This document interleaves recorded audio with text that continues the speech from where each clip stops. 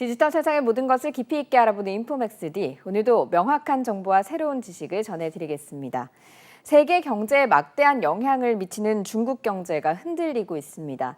부동산 위기가 커지는 상황에서 소비마저 부진을 보이면서 장기 침체 가능성도 거론되고 있는데요. 관련 내용 짚어보겠습니다. 강준영 한국외대 국제지역대학원 중국학과 교수님 모셨습니다. 교수님 어서 오세요. 안녕하세요. 반갑습니다. 네. 일단 중국 요새 경제 기사들 보면 좋은 이야기가 나오질 않습니다. 그렇습니다. 그중에서 가장 거론되는 게 부동산인데 이거 먼저 여쭤봐야 될 것 같아요. 중국에게 부동산이란 무엇이길래? 네, 그렇죠. 네. 사실은 사회주의 국가는 이전에 네. 그 부동산이라는 개념은 개인 소유가 아니잖아요. 그래서 다 나눠주고 주택도 분배하는 거였습니다. 네. 그거를 1998년에 주택 상품화, 이제 주택을 사고 팔게 하겠다. 네. 이제 물론 토지는 아닙니다. 네. 그 토지는 국가 거니까 그 위에 그 이제 주택만 이제 사고 파는 거를 98년에 했어요. 그러면서 이게 이제 소위 성장 산업으로서 돈이 된다. 이제 이런 생각을 한 거죠. 네. 근데 아시다시피 중국이 땅이 넓잖아요. 그러니까 이 지방 정부나 이런 데가 토지의 사용권을 매매해서 재정 네. 수입을 올리고 그 사용권을 구매한 예를 들어서 개발상이라든지 이런 데가 거기다가 아파트, 뭐 공장 이런 걸 지어서 분양을 하고 네. 이렇게 해서 경제가 이제 커진 거죠. 네. 그러니까 요소의 투입을 통해서 이 경기를 활성화시키는, 다시 말씀드리면 부동산이 중국의 주요 경제 발전 수단이 됐던 거예요. 건설을 해서 붐을 일으키고 그렇죠. 또 여기서 우리도 뭐 네. 옛날에 보면 토목공사 하는 네. 그런 게 있잖아요. 그래서 이제 그런 식으로 쭉 왔었고 그게 이제 2000년대 뭐 2010년대 이런 데 잘 이제 피크를 갔었죠. 그러다 보니까 한때 중국 경제의 한 30%를 부동산 부문이 차지하는 거예요. 네. 어떻게 보면 좀 과도하죠. 그죠? 예, 중국 전체 경제의 30%. GDP의 30%를 중국 부동산이 차지한다. 네. 근데 이제 그게 문제가 생기니까 30%를 차지하는 경제가 문제가 생기니까 중국 경제가 문제가 생기는 거예요. 지금은 한 25%까지 내려왔거든요. 네. 그런데 부동산 경기가 돌아야 자본도 돌고 그리고 항상 해마다 중국의 경제를 지탱하는 가장 핵심적인 게 이제 내수란 말이에요. 네. 이제 우리가 보통 경제 얘기할 때 내수, 투자, 수출 이렇게 얘기하잖아요.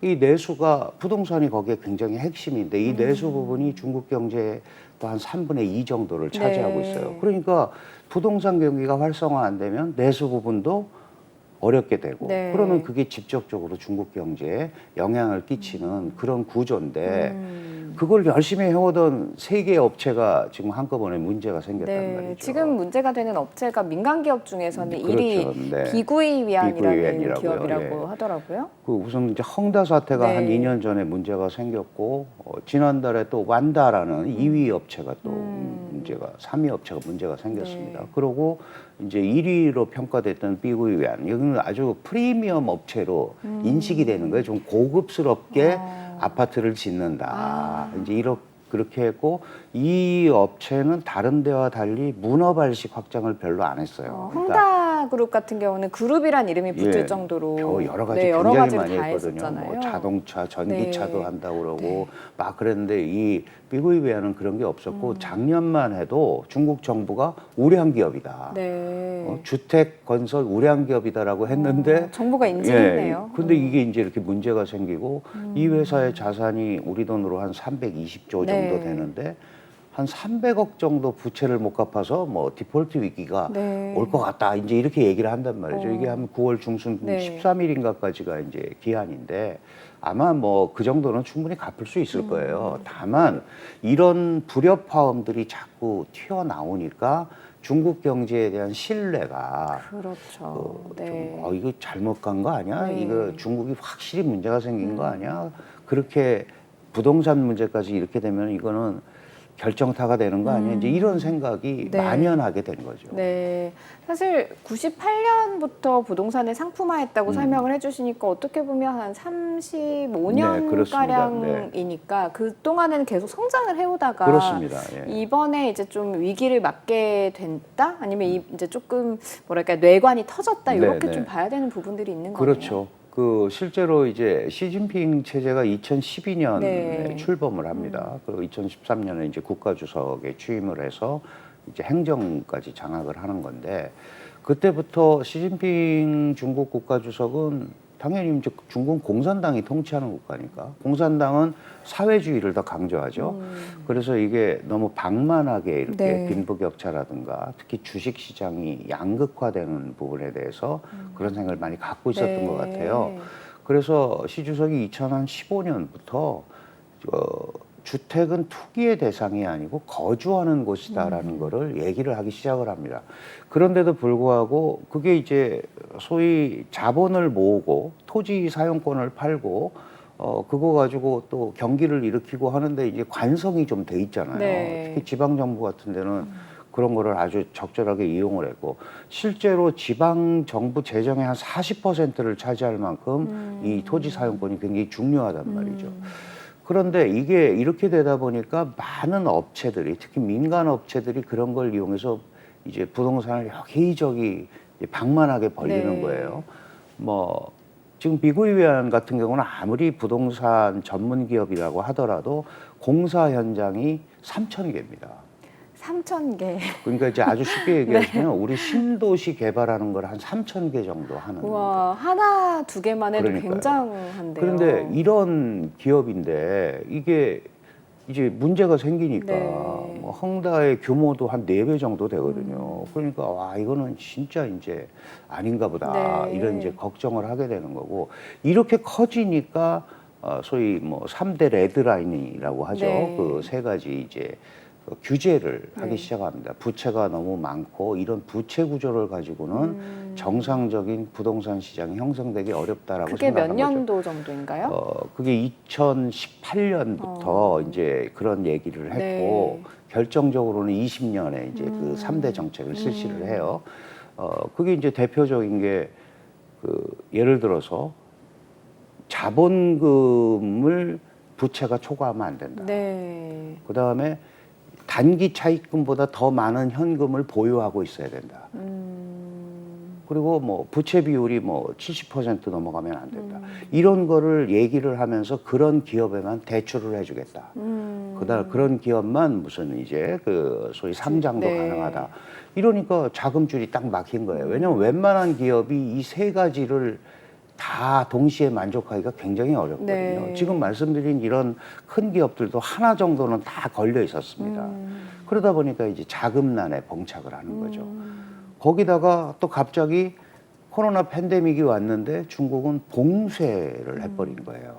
그러면 그런 게 뭐 하나 정도 걸려 있더라도 주택 상품 매매가 이루어지면 일단 어쨌든 현금이 도니까 그렇죠. 막을 수 네. 있었는데 그것까지 딱 멈춰버리니까 이제 한계로 가버리는 거죠. 그러니까 돈이 더 이상 들어올 데가 없고 대출 규제가 계속되고 있고 이러니까 이제 하나씩 쓰러지기 시작을 했고 이미 이렇게 민간 1, 2, 3위 기업이 이렇게 됐다라는 거는 다른 기업들은 거의 빈사 상태 네. 또는 뭐 속된 말로 망했다. 네. 이렇게 봐도 괜찮은 거거든요. 네. 그러니까 중국 100대 부동산 기업 중에 뭐 60, 70%가 이미 도산 내지는 도산의 경계에 있다 이렇게 얘기를 하고 있으니까 그럴 만큼 이게 이제 부동산이 심각한 그런 상황입니다. 비구이 위안 같은 경우는 앞서서 이제 300억 정도를 못 갚은 상황인데 뭐 자산에 비해서는 이건 갚을 수 있을 거라고 예측은 해주시긴 하셨지만 어쨌든 중국에서도 이걸 가만히 두고 보진 않을 거란 이야기도 나오더라고요. 그렇습니다. 실제로 그럴 거라고 예측을 하시는 제가 거죠. 지금 말씀드렸습니다만 이제 직접적인 부동산 시장에 자금 경색이 일어난 게 금방 얘기 드린 그 3대 레드라인 네. 때문에 생긴 거거든요. 그게 트리거가 됐군요. 그러니까 중국 네. 정부 입장에서는 이것만 풀으면 다시 돌아올 수 있는데 그게 문란해질까 봐 못하는 거거든요. 그러니까 유동성 공급을 하는 겁니다. 네. 예를 들어서 1년 만기 대출 우대금리 뭐 이런 거 1% 내리고 뭐 주식 거래세 또 0.5%또 0% 네. 내리고 이렇게 하면서 이게 이제 시장에 자금을 공급을 하는 거거든요. 네. 그런데 5년 만기 대출 금리는 또 안 건드렸어요. 그럼 뭐냐 하면 이거는 단기 유동성을 통해서 일단 좀 관망을 해보자라는 생각을 갖고 있는 것 같아요. 거기에다가 중국 정부가 2000 시진핑 체제 이후에 주택이 투기화되는 거에 대한 굉장한 거부 반응을 갖고 있었기 때문에 네. 이런 기회를 통해서 조금 그 정리하는 이제 중국은 그런 표현을 씁니다. 질서 있는 정리. 그냥 정리하는 게 아니고 네. 질서 있는 정리를 해보자. 그리고 그런 경험도 사실 있어요. 예전에 그 해남 항공이라고 있었습니다. 네. 하이난 항공. 네. 이 항공사도 민간 항공인데 굉장히 커졌었죠. 네. 그런데 이제 똑같은 이런 문제에 봉착을 했고 그러면 항공산업도 기간산업이잖아요. 이거를 그냥 망하게 하거나 이러기는 어렵단 말이죠. 그런데 그 당시에 이제 중국이 썼던 거는 일단 회사 자산을 다 팔고 총수 개인 자산까지 다 출연해서 갚을 수 있는 건 최대한 갚아라. 그래서 일부를 이제 국유화해서 국유화해서. 정리한 네. 케이스가 있거든요. 네. 그러니까 아마 부동산도 그런 식으로 하려고 그러는 거 아닌가. 왜냐하면 중국 사람들한테 이 부동산이 갖는 이 동양이 다 그렇잖아요. 땅이라든가 네. 이런 거에 대해서. 우리도 비슷할 겁니다만은 가계에서 부동산이 차지하는 비중이 한 70% 돼요. 네. 중국 사람들이. 네, 70%요. 네, 엄청나죠. 우리도 엄청나네요. 69%인가 뭐 네. 그렇다고 네. 들었는데 그러니까 이런 거에 대해서 정말 경화가 오는 거예요. 맥이 딱 끊기고 그다음에 이것도 뭐 그동안 대출 받아가지고 막 이랬는데 선금을 냈는데 그리고 선금을 내면서 대출도 상환하면서 네. 이제 입주를 해야 되는데 네. 아파트가 중지가 됐네, 중지가 건설이. 되면, 그러니까 네. 대출금 못 갚겠다 이렇게 네. 된 거죠. 네. 이러니까 이게 서로 이제 얽혀가지고 네. 그래서 신탁 회사들까지 영향이 가는 이런 구조가 지금 이제 중국에서 나온 건데 중국 정부는 그렇다고 하더라도 이 부분에 대해서 과거와 같이 이 대규모 경기 부양이나 사실 돈을 쏟아넣으면 살 수 있죠. 네. 그런 거를 안 하려고 그러는 것 같아요. 왜 그러냐 하면 잘 아시겠습니다만 2008년도에 그 리먼 브라더스 사태가 나온 서프라임 모기지 사태가 있었고 전 세계에 금융위기가 왔고 중국도 굉장히 어려워졌죠. 그때 후진타오 때인데요. 그 당시에 약 4조 위안 우리 돈으로 하면은 한 800조 정도 됩니다. 네. 그거를 경기 부양 자금으로 집어넣었어요. 그러니까 부양은 됐죠. 네. 됐는데 그 돈이 어디로 갔냐 하면 주식시장, 부동산 부동산 시장으로 시장. 갔죠. 그래서 그게 꺼지니까 그대로 거품이 돼가지고 네. 은행 부채로 남은 거예요. 네. 그런 걸 다시 반복하기가 싫은 거죠. 그러니까 약간 감내하면서 이걸 지켜보자는 시각이 있고 또 하나는 그렇게 이번에도 그래서 오케이 세게 한번 해보자 했는데 그게 효과가 안 나오면 이제 더 이상 할 게 없거든요. 그렇죠. 그게 또 좀 이게 무서운 카드가, 부분이긴 그러니까 하죠. 네. 그런 부분에 대해서 또 섣불리 움직이지를 못하는 거죠. 그러니까 굉장히 신중하게 아까 5년 만기 대출 금리는 일단 안 건드리고 네. 이제 이런 식으로 점진적으로 지금 시장 상황을 보면서 움직이고 있는데 중국 정부는 이것 때문에 뭐 중국 경제가 붕괴한다거나 이런 네. 이제 시나리오는 안 가지고 있는 거죠. 네. 그러니까 일단은 하고 있는데 그럼에도 불구하고 이런 거가 나타나는 이유가 중국 경제가 과거와 같은 탄력을 가지고 가기는 어렵겠다라는 메시지는 분명히 네. 발출이 된 거예요. 그러면 이제 중국도 그 과거와 같이 그렇게 되기가 어렵다면 네. 그러면 어느 정도 뭐 우리가 보통 뭐 중저속 성장을 할 네. 건지 이런 거를 정하려는 이런 과도기다. 그리고 부동산이 안 되면은 사실 시진핑 체제는 무슨 얘기를 했냐면 과학기술을 가지고 사회주의를 건설하겠다라고 했잖아요. 네. 근데 아시다시피 7월 9일 날 또 바이든 정부가 AI 뭐 이런 거 양자 컴퓨터 이것도 계속 제안했단 규제를, 말이에요. 하고 그러니까 있죠. 그쪽도 어려운 거예요. 네. 그러니까 지금 그런 걸 관망하면서 조정하는 네. 뭐 이런 상황이다.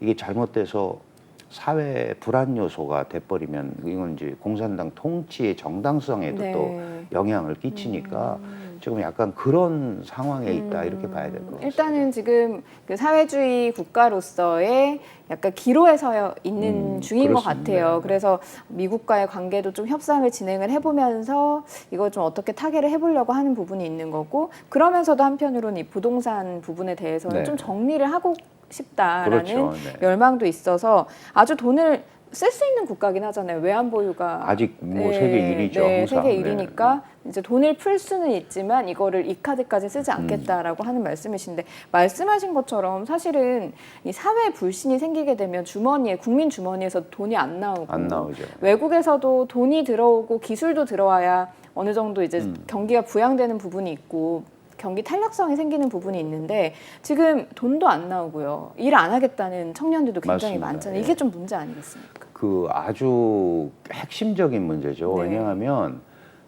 사실은 이제 외자 같은 경우는 우리가 뭐 그런 얘기 많이 했죠. 탈중국이 뭐 몇 년 전부터 시작이 돼서 사실은 지난달에 아주 쇼크적인 상황이 일어났는데 뭐 20몇 년 만에 전년 대비 87%나 해외 FDI가 자금 유입이 줄었어요. 네. 그러니까 중국을 못 믿겠다라는 시각이 많은 거죠.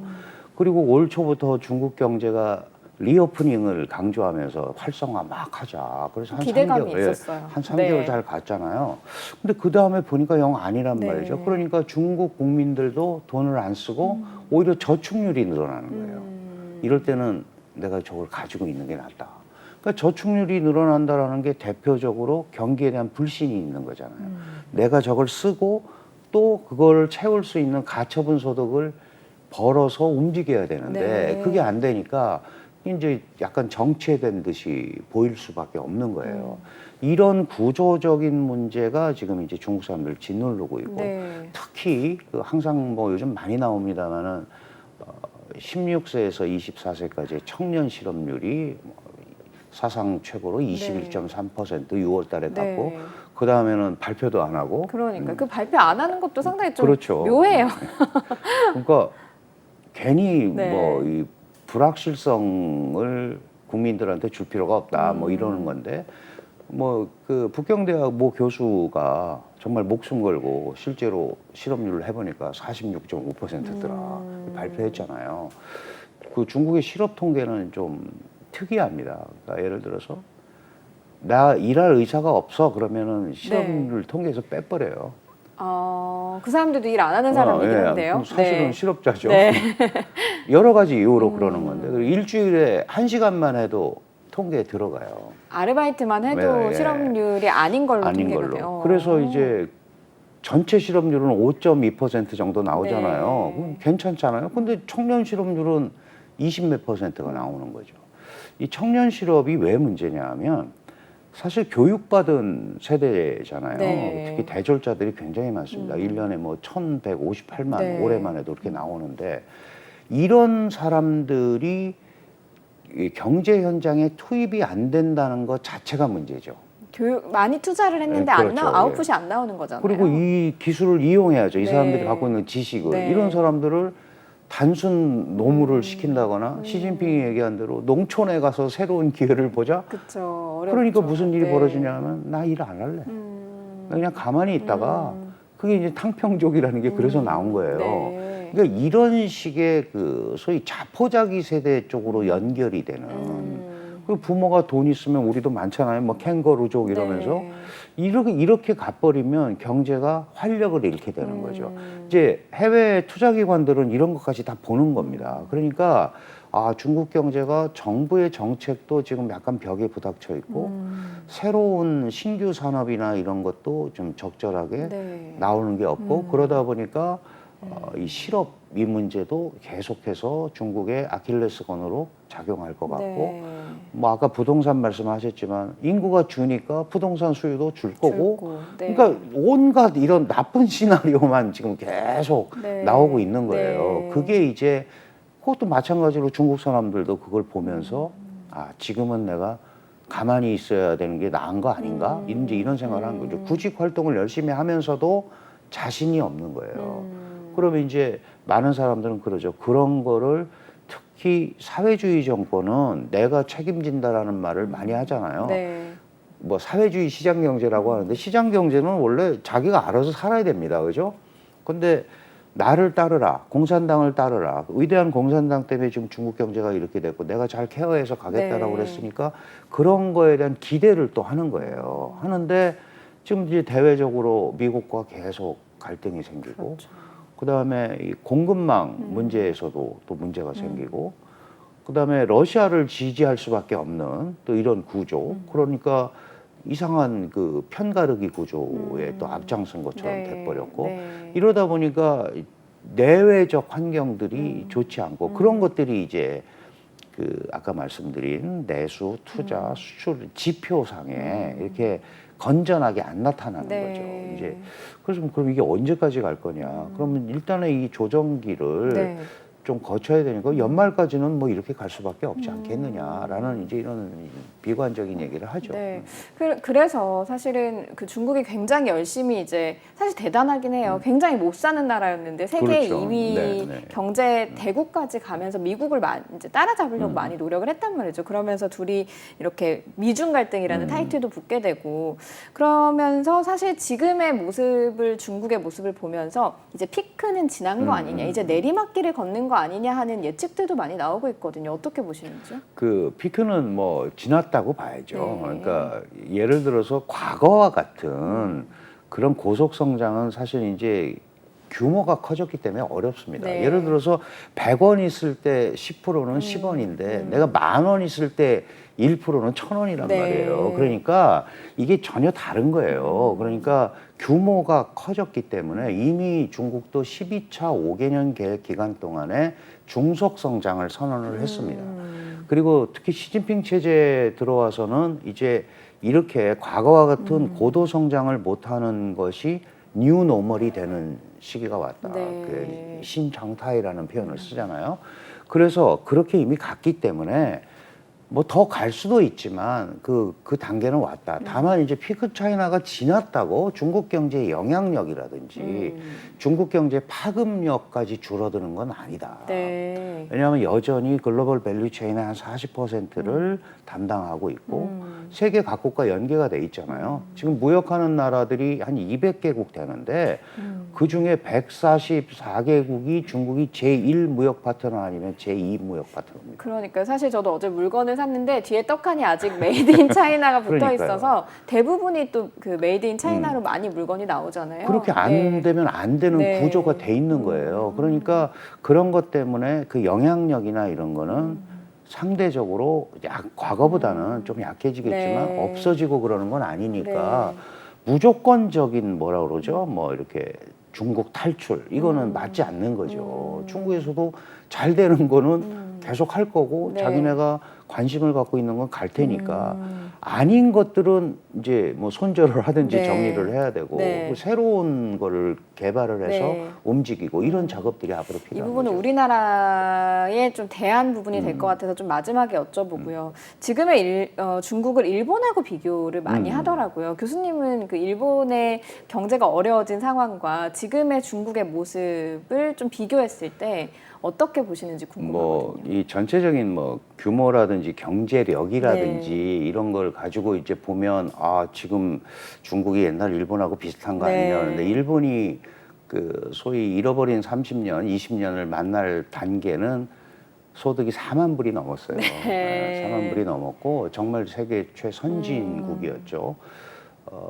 그런데 중국은 그렇지는 않잖아요. 중국은 지금 네. 12,000불 정도고 막 이렇게 올라가는 중간에 이제 문제가 생긴 네. 거라서 그런 단계까지 가보지를 못했단 말이에요. 그래서 비교하는 이제 그 분 비교 자체가, 자체가 네. 좀 문제가 있고 예를 들어서 일본하고 좀 더 다른 건 뭐냐면 금방 말씀드렸다시피 중국은 한 40% 정도의 글로벌 밸류 체인의 핵심 네. 역할을 하고 있고 여전히 중국 시장이 있다는 거죠. 내수 시장도 있고 그러니까 이 정도를 유지를 한다면 그게 뭐 과거 것처럼 9%, 10%, 7%, 8% 못해도 올해도 어쩌고 저쩌고 해도 5%뭐 4.8 뭐 이렇게 성장한다고 네. 그러잖아요. 일본은 잃어버린 30년 단계 진입하면서 성장률이 0%였었어요. 그러니까 여기는 아직도 동력이 좀 있다. 이제 그런 차원에서 동등 비교는 굉장히 어렵다. 쉽지 않다. 네. 그러나 그렇다고 그게 뭐 중국이 막 새롭게 막 이런 건 아니고 다만 그거와 같은 걸 놓고 보기에는 네. 무리가 있고 여전히 나름대로 성장 동력을 가지고 있기 때문에 일본보다는 좀 나을 거고 네. 그리고 국가가 예를 들어서 한 4만 불 이전에 4만 불이면 굉장하잖아요. 우리가 지금도 3만 그렇죠. 5천 불인데 정말 세계 2위의 경제 대국이었잖아요. 이런 국가가 뭐 미국 월가를 사겠다. 뭐 돈으로는 뭐 미국도 살 수 있어. 막 이러면서 사실은 자본을 수출하기 시작했거든요. 자본이 빠져나가면 문제가 되는 겁니다. 네. 근데 중국은 그 자본 빠져나가는 거를 굉장히 막고 있잖아요. 네. 그래서 이 예를 들어서 뭐 여우 사냥 이런 거 들어보셨잖아요. 해외로 자본 도피하는 거 막 이런 거 잡아내려고 네. 애쓰고 그런 걸 굉장히 지금도 통제를 합니다. 그래서 이제 그거는 약간 그 후발 효과라 그럴까요? 보고 배운 게 있으니까 그런 부분에 대한 그 준비들이 네. 이제 해왔기 때문에 그리고 금융시장을 완전히 개방하지 않았잖아요. 아직도 정부가 완전히 통제하고 있기 때문에 네. 그런 면에서 보면 일본하고 똑같은 길을 가기는 어렵다. 물론 그게 중국이 뭐 일본보다 더 낫다라든지 네. 앞으로 막 풀린다든지 그런 의미는 아니지만 이제 두 개를 놓고 비교를 해보면 좀 다른 상황이다 네. 이렇게 봐야 될 것 같아요. 이제 이렇게 쭉 중국 이야기를 한 것은 결국에는 중국 뭐 가까운 나라기도 하고요. 수출 많이 하는 나라기도 해서 우리나라랑 떼놓을 수 없기 때문이긴 합니다. 그래서 중국이 사실 망하는 게 우리한테 또 이득이 되는 건 아니기 때문에 그렇죠. 중국의 네. 방향성을 좀 보고 싶은 건데 우리는 중국과 어떤 이제 관계를 설정을 해가면서 우리의 이익을 좀 도모할 것인가를 해안해 네. 주셔야 될 것 같아요. 사실 그 한국의 대중 수출이 뭐 25% 6% 네. 교역량이 그러다가 이제 코로나 팬데믹 만나고 이제 국제 경기가 나빠지니까 지금 올해는 한 19% 정도로 떨어졌어요. 네. 그리고 뭐 계속 무역 적자다 이제 이런 얘기를 많이 하면서 걱정을 하는데 사실은요 코로나 팬데믹 이전부터 이 적자 구조는 있었습니다. 유일하게 반도체가 호황해서 흑자를 냈기 때문에 나머지 적자 부분을 매우 반도체가 메웠었어요. 네. 그런데 요즘 반도체 경기가 안 좋으니까 네. 원래 있었던 그 적자에 반도체까지 더해지니까 네. 이제 확실한 적자 구조가 나타난 거예요. 무슨 말씀이냐면 이게 갑자기 생긴 문제가 아니라는 겁니다. 이렇게 진행이 됐었고 그러면 결국은 한중 관계에 있어서 특히 경제무역 관계에 있어서 앞으로 계속 지속이 되려면 지금과 같은 패턴은 아니라는 거죠. 새로운 분야가 있어야 된다. 네. 그럼 새로운 분야를 서로 만들어내려는 노력을 해야 되는 거죠. 예를 들어서 우리가 반도체를 팔아서 5, 60% 팔아서 그거를 그 커버하고 그랬었는데 그럼 반도체 없던 시절에는 어떻게 했어요? 그렇죠? 그럼 변한 겁니다. 네. 그래서 2000년과 2020년의 한중 무역 수출입을 그 품목을 보면 한 5가지 정도가 바뀌어요. 그러면 그 세월에 따라서 바뀌는 겁니다. 네. 그럼 중국이 뭐를 지금 원하고 있고 우리는 어디에 강점이 있는지 이런 부분들을 잘 이제 찾아내야죠. 네. 특히 한국의 대중 수출 구조는 80%가 중간재입니다. 중간재. 그러니까 한국에 가서 거기서 조립이 네. 돼서 완성이 돼서 이제 해외로 나가는 네. 구조란 말이에요. 근데 코로나 팬데믹 기간에 자급도 했고 또 자신들 기술도 올라오니까 옛날과 같이 이런 구조가 어려워졌단 말이죠. 그러면 꼭 우리께 있어야 되는 것들을 팔지 찾아서. 않으면 안 네. 되는 거죠. 예를 들어서 우리 반도체도 일본의 소재 부품 장비가 있어야 만들어진다 네. 그러는 것처럼 중국이 뭘 하는데 한국에 뭔가 소재 부품 장비가 있으면 그건 하지 말라고 그래도 네, 할 한국 걸 수밖에. 사가게 네. 돼 있어요. 그러니까 네. 그런 걸 개발을 해야 되고 그다음에 한국이라는 나라가 최첨단 뭐 AI 국가는 네. 아니잖아요. 뭐 몇 개 분야에서 세계 최첨단에 있습니다만은 그러면 그 중국의 거대한 이 국가 면적과 다양한 산업 구조 네. 여기에서 걔네가 지방 정부에서 필요한 것들을 우리가 또 공급할 수 있어야 네. 돼요. 그런 거를 찾는 노력. 그러니까 큰 틀만 가지고 다 나와야 되고 이제 끝났다 이렇게 네. 하기보다는 차이나라는 기본 시장 그 흐름 이거를 이해하면서 뭐가 필요한지를 좀 지역별로, 된다. 업종별로 이렇게 들어가면 저는 분명히 네. 기회가 있다고 생각을 합니다. 네, 알겠습니다. 어쨌든 중국이라는 그 시장 자체는 완만하게 성장은 해갈 동력이 있는 나라다. 그렇기 때문에 우리가 손을 떼기보다는 그렇죠. 여기에서 이제 네. 어떻게 잘 교류를 할 것인지를 봐야 되는 게 중요하다라는 말씀을 해주셨습니다. 네. 오늘 말씀 여기까지 듣겠습니다. 고맙습니다. 감사합니다. 네, 인포맥스디 벌써 마쳐야 될 시간이 됐습니다. 영상을 보신 후에 궁금하신 점이나 개선해야 될 점이 있다면 유튜브 연합뉴스 경제TV 채널을 통해서 댓글을 달아주시면 더 좋은 방송으로 찾아뵙겠습니다. 고맙습니다.